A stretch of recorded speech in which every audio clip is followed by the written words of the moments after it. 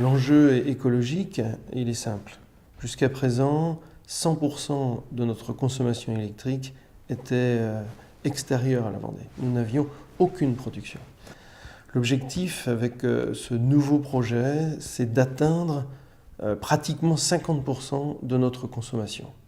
Et nous serions à ce moment-là l'un des premiers départements français de production d'électricité renouvelable. Nous souhaitons travailler ardemment avec tous les acteurs qui nous donneront la chance du développement de l'emploi sur l'ensemble du secteur autour de Nantes, Saint-Nazaire et la Vendée.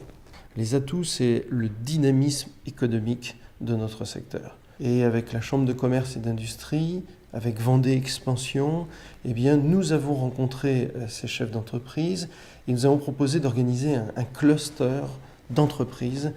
Aujourd'hui, nous avons une vraie dynamique avec une trentaine d'industriels qui se sont regroupés dans ce cluster.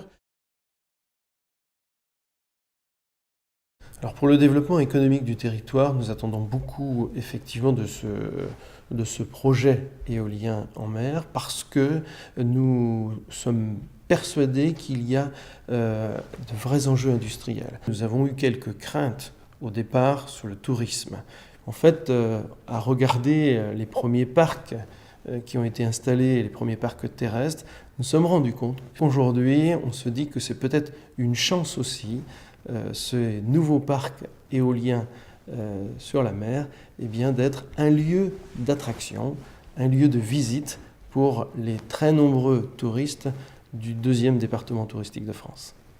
Des attentes fortes donc, nous remontent bien évidemment des deux îles.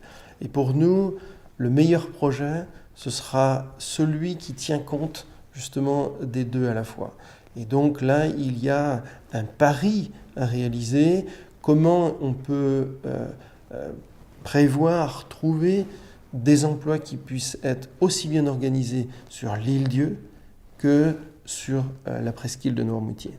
Que ce projet devra tenir compte des enjeux locaux et un vrai travail devra être engagé, d'une part avec les élus du territoire et d'autre part, bien sûr, avec les responsables industriels.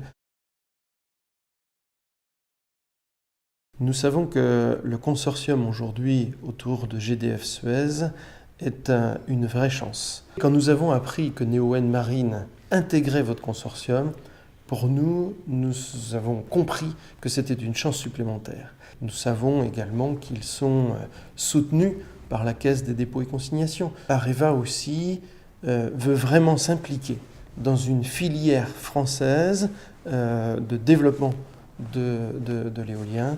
Et donc pour nous, c'est important de savoir que dans le consortium, Areva va tenir ses promesses d'un vrai développement industriel de l'éolien. J'ai envie de dire au PDG de GDF Suez, bonne chance.